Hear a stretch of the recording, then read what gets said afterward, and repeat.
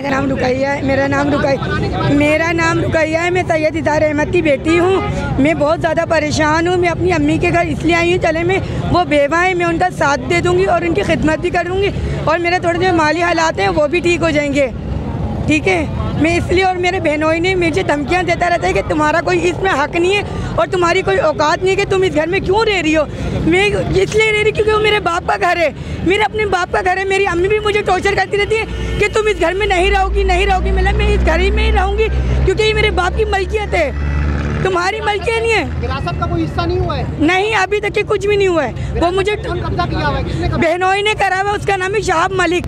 और वो मुझे बोलते थे और उन्होंने मेरे बच्चे का दूध भी बंद कर दिया है, यहाँ तक कि दूध भी नहीं पिलाती और मेरे बच्चे को टॉर्चर करती रहती हैं कि मैं तुम्हें मारूंगी और उल्टी सीधी गंदी गंदी बातें उसको बताती हैं कि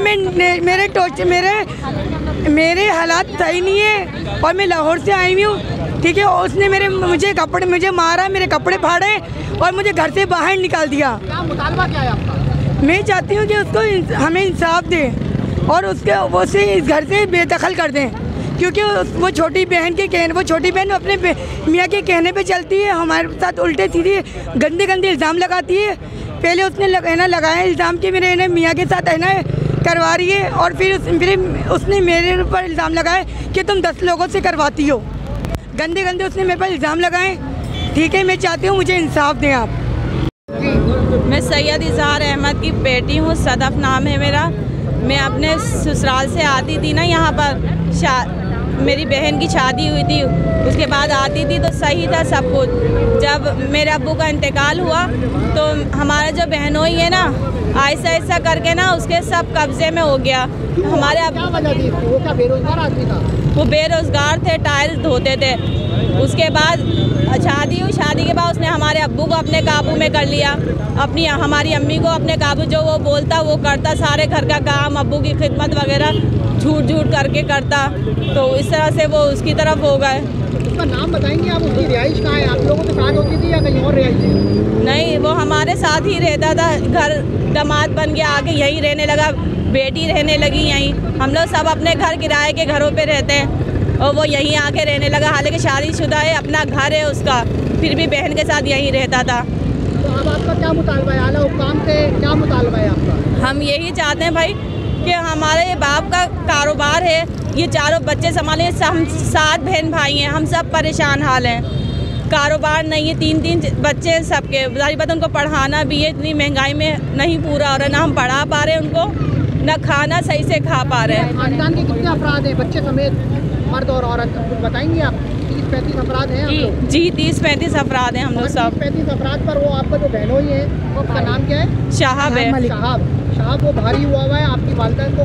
जी, आप इंतकाल के बाद वो आपने हमारी अम्मी को काबू में कर लिया और 2 तलाक हमारी बहन को दे चुका है और अम्मी को धमकी दी है, अगर आप हमारे बंदा में ऐसे साथ नहीं दोगी तो मैं आपकी बेटी को तलाक दे दूंगा।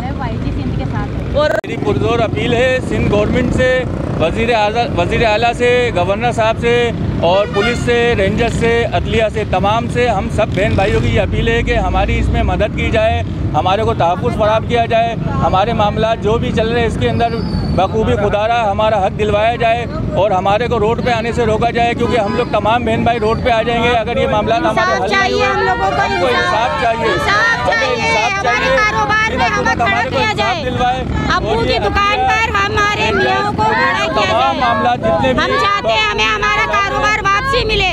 हमारी सेक्टर लगता है, मेरे अब्बू की डेथ हुई थी, पहले दिन जो है ना बहनोई हर चीज़ जो है ना अपने कब्जे में करके ले गए थे, बहन भी और बहनोई भी। तो बहनोई का नाम शहाब है, बहन का नाम सादिया, सब में छोटी थी वो।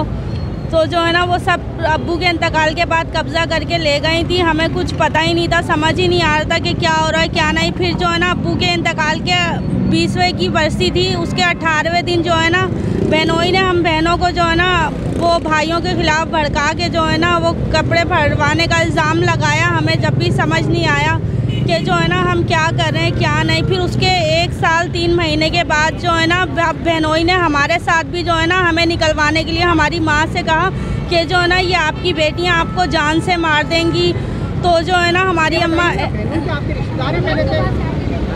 पहले से रिश्तेदार हैं? नहीं रिश्तेदार नहीं है पहले से वो। मतलब उनकी शादी को, उनकी आपकी बहन की शादी को कितना 5 साल हो गए, 5 साल से वो यहाँ पे रह रहे थे। तो अब्बू की डेथ के रोजगार सिलसिला क्या था उनका? रोजगार पहले तो वो टायर धोने वाला था शहाब, 20-10 रुपए में टायर धोता था वो। और अब जो है ना 2-2 लाख रुपए महीना कमाता है मेरे अब्बू की दुकान पे बैठ के। तो अब वो बहुत लालची हो गया।